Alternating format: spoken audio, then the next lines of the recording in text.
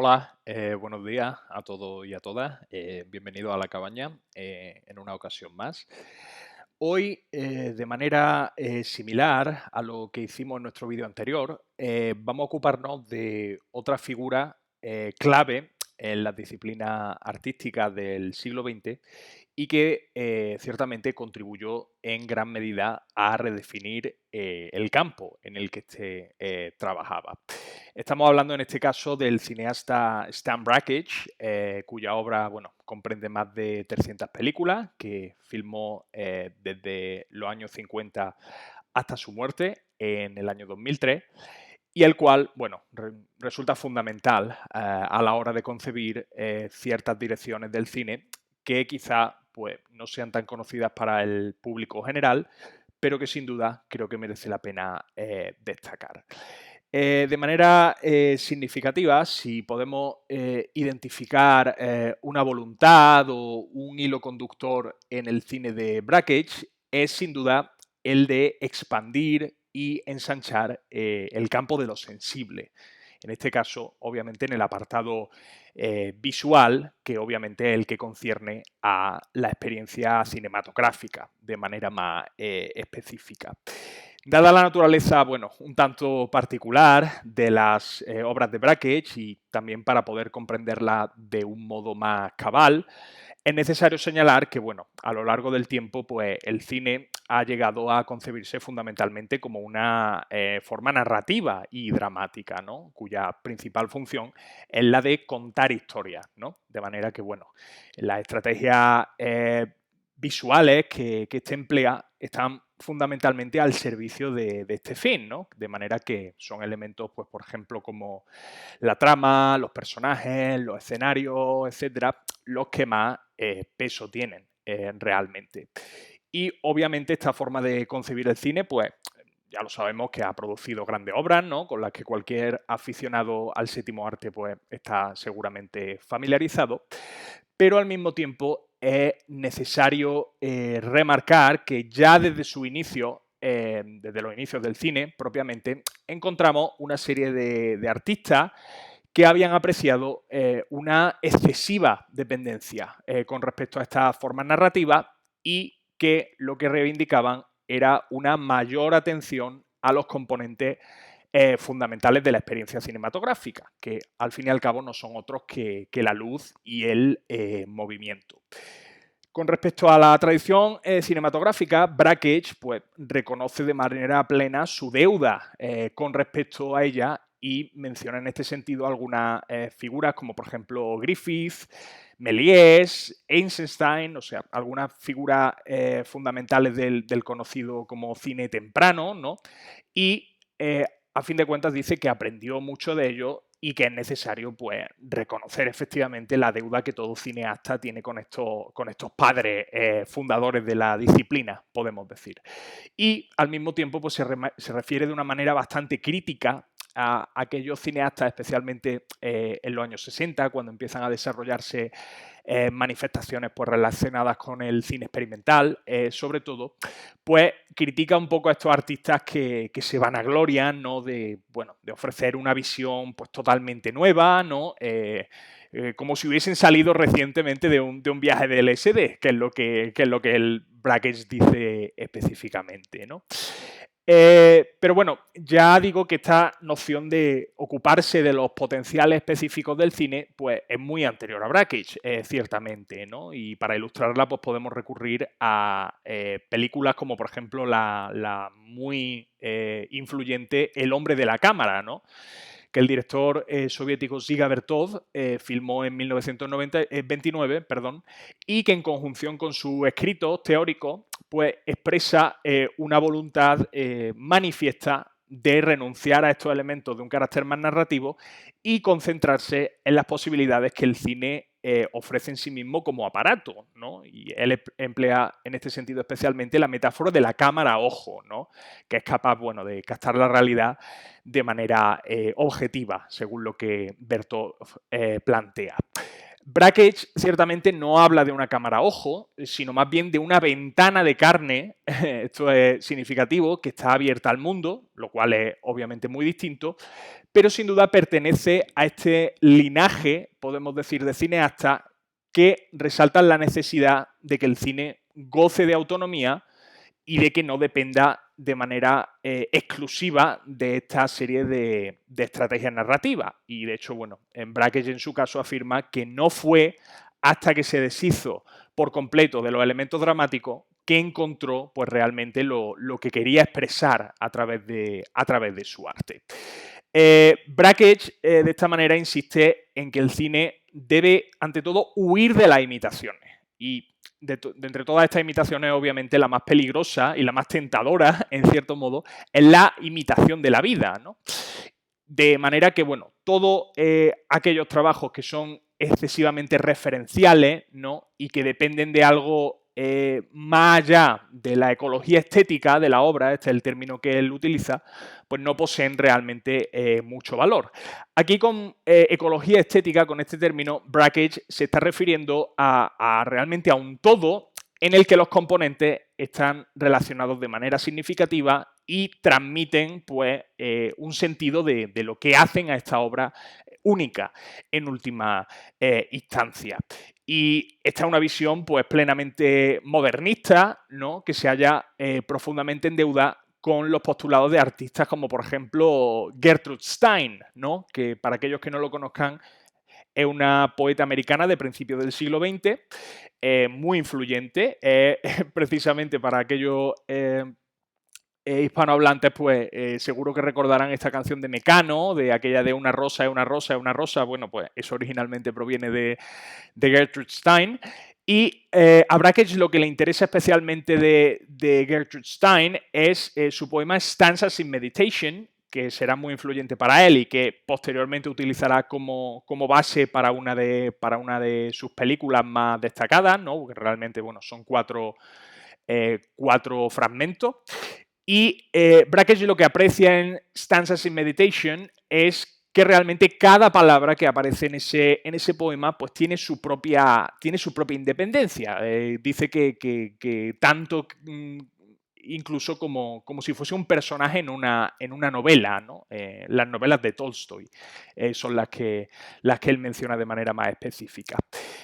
Así que vemos que por un lado Brakhage se opone a la narración y al drama, pero su alianza con la poesía es ciertamente crucial. De hecho, bueno, en Brakhage inicialmente él quería ser poeta y en cierta medida las figuras que más le influyen, sobre todo al comienzo de su trayectoria, son aquellas figuras pertenecientes al canon poético modernista americano del siglo XX, que incluye a figuras como la propia Stein, Ezra Pound, Charles Olson, este tipo de gigantes, ¿no? de la poesía americana. Y posteriormente también es necesario señalar que, bueno, que mantendría una relación muy estrecha con los poetas de la generación posterior. Poetas como, por ejemplo, Robert Creeley, Robert Duncan, Michael McClure. Tendrá, con muchos de ellos, pues conviviría y estaría en contacto permanente, ¿no? Y Brakhage, al fin y al cabo, considera en todo momento que lo que él articula, lo que él elabora a través de sus películas, pues en definitiva es una visión poética, ¿no? Y poética, esta visión es susceptible de abrir mundos y realmente de generar realidades, que es algo que no se puede conseguir a través de este enfoque más imitativo, ¿no? Que se puede ver en otro tipo de películas. En contraposición a esta visión poética, Brakhage efectivamente considera que lo que el drama hace, ¿no? Es imponer sobre nosotros pues, una serie de expectativas tanto perceptuales como existenciales, al fin y al cabo, y las cuales hacen de manera significativa que pasemos por alto aquellas particularidades y aquellos sucesos de lo que ocurre en nuestro entorno, ¿no? Y esta es precisamente una de las razones por las que ya desde sus comienzos se puede ver que las películas de Brakhage pues, no tienen lugar en grandes escenarios, muy elaborados, sino que fundamentalmente transcurren en los entornos cotidianos en los que éste se movía, y en ellas pues muy a menudo participan, por ejemplo, miembros de su familia, ¿no? Su mujer Jane y su hijo, hasta el punto de que una de las películas más destacadas de esta fase es una película que se llama Window, Water, Baby Moving, que lo que hace es retratar el parto de su mujer. Claro, esto lo vemos desde la óptica actual y que estamos acostumbrados a que todo se grabe y a que constantemente haya una cámara para registrar los momentos más significativos de nuestra vida. Bueno, pues no le damos tanta importancia y nos parece algo incluso banal, ¿no? Pero en aquella época, pues ciertamente no era algo muy común, y de hecho Brakhage le da una cierta dimensión política incluso a este hecho de grabar el parto, ya que, bueno, en aquel momento, en la América de los años 50 y 60, pues no era común ciertamente que el propio marido pues asistiese al parto de su mujer. Y además también, bueno, es necesario señalar que el enfoque que él emplea para aproximarse a esta situación en concreto, pues no es el enfoque documental convencional que podemos encontrar en otro tipo de producciones, sino que emplea una serie de técnicas que realmente se salen un poco de esta perspectiva.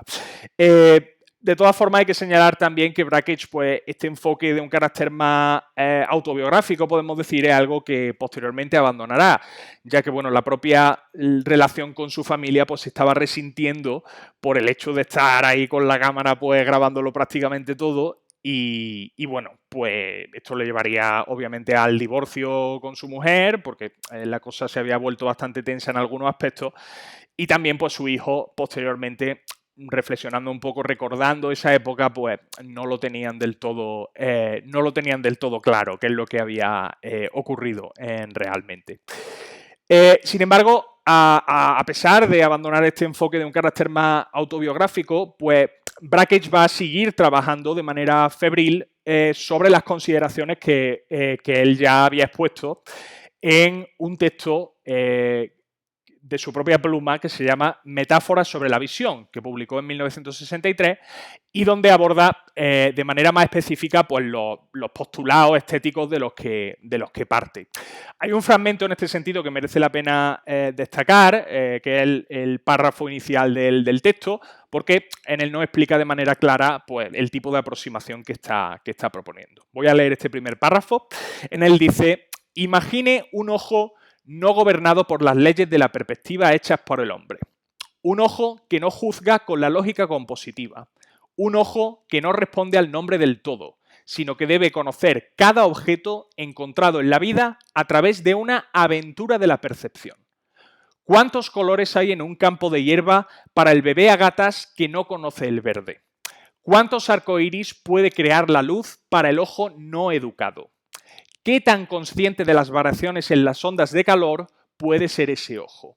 Imagina un mundo vivo con objetos incomprensibles y reluciente con una variedad infinita de movimientos e innumerables graduaciones de color. Imagina un mundo antes de él, al principio, era la palabra. Bueno, hay bastante tela que cortar aquí, ciertamente. El concepto central que articula un poco este texto es el de el ojo no educado, ¿no? Que se refiere fundamentalmente a la capacidad de ver el mundo, ¿no? Sin prejuicios y sin estar condicionado por las normas establecidas tanto pues, por las costumbres sociales, la tradición artística, etc. Esto obviamente no es algo que Brakhage se saque de la manga, sino que es una concepción que se remonta ciertamente a los románticos, ¿no? Los cuales son una de las influencias principales sobre él y que posteriormente serán retomadas por teóricos como por ejemplo John Ruskin a mitad del siglo XIX y que servirían como base para movimientos pictóricos posteriores como por ejemplo el impresionismo o ya en el siglo XX el expresionismo abstracto. Para Brakhage lo que hacen estos pintores es participar de una serie de procesos de pictorialización, es decir, de creación de imágenes que no emplean necesariamente pues, los modos de pensamiento verbales, simbólicos, numéricos, lingüísticos a los que estamos acostumbrados, sino que apuntan en última instancia a un acto de percepción pura, ¿no? Si realmente tal cosa fuese posible, ya que, bueno, esta noción, esta concepción del ojo no educado, pues ha sido posteriormente criticada, fundamentalmente por gente como, por ejemplo, Gombrich, ¿no? Que dicen que, bueno, que esto de ver el mundo como un niño lo ve, de manera inocente y de manera pura, pues al fin y al cabo no es sino un mito, al fin y al cabo, ¿no? Y esta conexión con el expresionismo abstracto en particular es significativa, ya que, bueno, sobre todo en las películas finales de su trayectoria, durante los años 90 y durante el principio de los 2000, pues Brakhage va a utilizar técnicas como pintar, por ejemplo, directamente sobre el celuloide. Esto es algo que se puede ver en las series persas, en el Cuarteto de Dante, en fin, un gran número de películas que emplean este tipo de procedimiento. Y esta conexión también indica que, claro, el cine de Brakhage normalmente se ha descrito como un cine abstracto, ¿no? Como que sus películas son abstractas. Pero es necesario destacar que el propio cineasta no las consideraba como tal, sino que de hecho él consideraba que sus películas eran documentales, todas ellas, lo cual, bueno, causó mucho estupor en el momento, especialmente, bueno, entre algunos críticos que se hallaban muy próximos a él, ¿no? Pero sí, para Brakhage sus películas pues son documentos concretos y literales del proceso de visión, ¿no? Y de los fenómenos que se producen en este. Obviamente aquí no estamos hablando solamente de la visión habitual del mundo, que, bueno, ese enfoque que nosotros proyectamos y esa creación serial de imágenes que aplicamos, sino de un concepto más amplio que incluye ciertamente otros tipos de visión, como por ejemplo la visión periférica, la visión con los ojos cerrados, que en el caso de Brakhage pues será muy significativa, la visión hipnagógica, que son esa serie de visiones que experimentamos justo antes de dormirnos y justo después de despertarnos, etcétera, etcétera. Y claro, según su propia descripción, el cine de Brakhage opera a través de un proceso de equivalencia, es decir, es lo que intenta encontrar materiales que le permitan reflejar la visión humana en toda su amplitud y especialmente el modo en que el ojo aventurero pues, puede percibir el mundo sin estar necesariamente constreñido pues, por la perspectiva, por ejemplo, que ya sabemos que es un elemento fundamental en la picturización y en la creación de imágenes desde el Renacimiento prácticamente. Es lo que está proponiendo, lo que está intentando construir, es algo que vaya realmente más allá de esto. Y a lo que se enfrenta el ojo en este sentido, pues es, como ya decimos, a los elementos fundamentales de la experiencia cinematográfica y de la visión, que como ya hemos dicho anteriormente, pues son la luz y el movimiento. Con respecto a la luz, a Brakhage le gusta utilizar una cita que él toma, que aparece en los cantos de Ezra Pound, que es una obra poética, una de las más importantes del siglo XX, pero esta cita, esta frase, proviene originalmente del filósofo y teólogo Duns Scotus Erigena. Y esta frase dice: todas las cosas que son luz. ¿De acuerdo? Esta es una frase que posteriormente pues, va a ser también retomada en el ámbito de la filosofía neoplatónica por figuras como, por ejemplo, el francés Robert Grosseteste. Y de acuerdo con esta concepción, pues todo el universo realmente procede de la luz como una emanación divina. ¿De acuerdo? Y todos los objetos reconocibles a los que, en definitiva, nosotros nos enfrentamos y que percibimos con nuestros ojos, pues son solamente su manifestación más externa. Y también si uno presta la atención suficiente a través de un ojo pues, de estas características, un ojo no educado, puede apreciar no solamente la enorme variedad de la luz y de sus distintas configuraciones, sino también el modo en que esta, en cierta medida, prefigura y anuncia pues, ciertos fenómenos materiales que se producen en el mundo. En este contexto, el desafío fundamental para Brakhage es preservar estas cualidades de la luz sin reducirla a formas totalmente abstractas, pero también sin congelarlas de manera específica en objetos que sean plenamente reconocibles. Y para ello, bueno, va a emplear una gran variedad de estrategias y de efectos, como por ejemplo la sobre- y la infraexposición, el flicker, los flares, las imágenes solarizadas, es decir, esta serie de operaciones que le van a permitir reflejar las distintas cualidades de la luz. Y en este sentido, la obra más significativa probablemente es The Text of Light, que es una película en la que de manera célebre, pues va a emplear una lente macro y un cenicero, ¿de acuerdo?, para filtrar la luz y para registrarla, pues en una multitud de formas que luego también son susceptibles de ser interpretadas y de ser percibidas de manera distinta por cada uno de los espectadores. Una de las características más destacadas que se pueden constatar pues, prácticamente en todas las películas de Brakhage es el hecho de que la cámara, bueno, se halla en un movimiento prácticamente constante. Y él ya, en este texto de Metáforas de la visión, del que hemos leído un pequeño fragmento, pues invita a los cineastas a que realmente tomen la cámara en sus manos y se deshagan del trípode, que ya sabemos que era el elemento fundamental que se había empleado precisamente para estabilizar la imagen y para eliminar de ella pues, cualquier tipo de vibración indeseada, ¿no? Y para Brakhage, este gesto de tomar la cámara en mano, pues lo que muestra, lo que permite, es concebir la visión como un acto creativo que no solamente depende del ojo, realmente, sino de una participación total del sistema de acción del cuerpo, de todas nuestras modalidades sensoriales, y que indican que el movimiento es ciertamente una condición necesaria para que se produzca la visión, ¿no? E incluso en algunos de nuestros órganos, en los propios ojos, pues se producen movimientos de manera constante de los que nosotros no somos conscientes. Por ejemplo, los movimientos sacádicos, ¿no?, que se producen en los ojos. Y, claro, partiendo de esta serie de consideraciones, lo que va a hacer es, va a entrenarse. Por tanto, este movimiento constante de la cámara no es simplemente un deambular arbitrario, sino que realmente, pues, de lo que procede es de una disciplina corporal que él mismo ha entrenado de manera consciente para que precisamente pues, la cámara sea una extensión más de su cuerpo que le permita ir al encuentro de esos fenómenos lumínicos y esos fenómenos cinéticos que se producen de manera habitual en el mundo. Y esto obviamente es algo que también que se va a ver trasladado al ámbito del montaje, en el que va a intentar efectivamente aproximarse en un grado cierto a estas características de la visión humana de que se encuentra pues, en un movimiento permanente, ¿no? A través de todo esto, a través de estas concepciones y a través de estas técnicas, pues Brakhage lo que está intentando realmente es subvertir esta consideración del ojo como sujeto realmente a la mente y a sus facultades, que obviamente pues ya sabemos que a lo largo de la historia de la filosofía y del arte occidental pues ha sido realmente prominente, ¿no? Si vemos figuras tan destacadas como Platón, Descartes, Kant, etcétera, pues todos ellos pues desconfían realmente de los sentidos, ¿no? Y los consideran pues engañosos y traicioneros, fundamentalmente.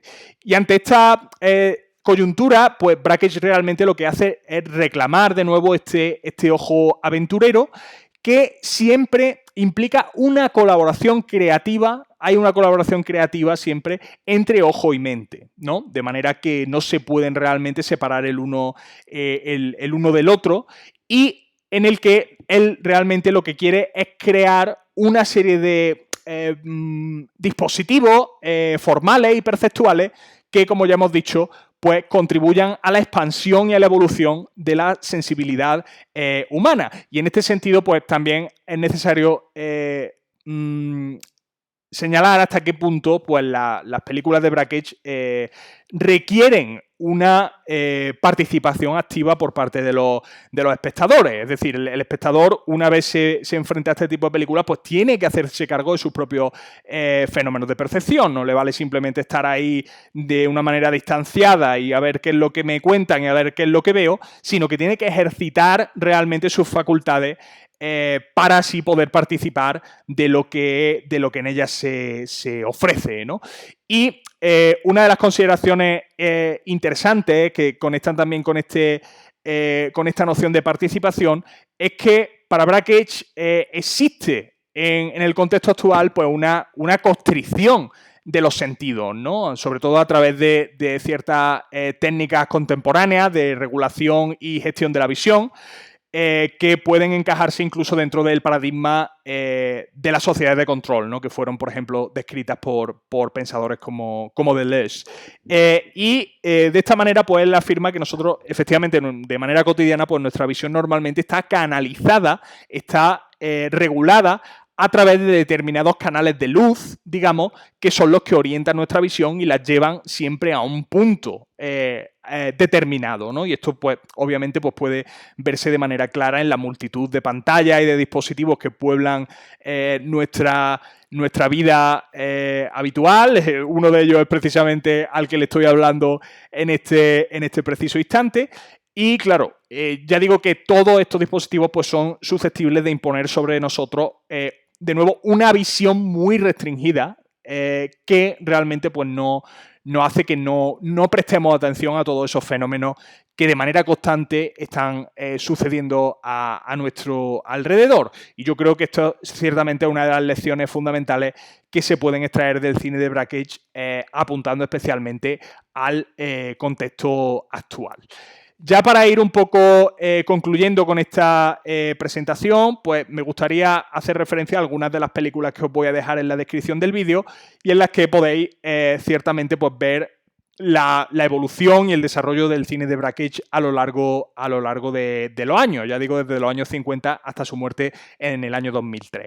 Entre ellas, pues tenéis películas como Mothlight, por ejemplo, que es muy interesante en el sentido de la manipulación directa que se realiza del celuloide en ella, poniendo por realmente materiales que luego en la proyección pues crean una serie de formas muy, muy llamativas.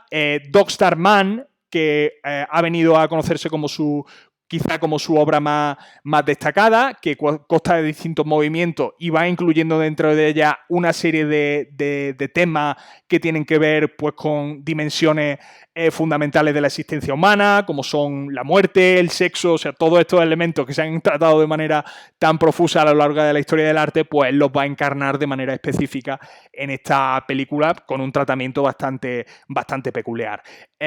Luego tenemos, por ejemplo, Visions in Meditation, que hace referencia de manera concreta al poema Stanzas in Meditation de Gertrude Stein, al que hacía referencia anteriormente y que consta de 4 movimientos y personalmente creo que es uno de los logros estéticos más destacados de Brakhage.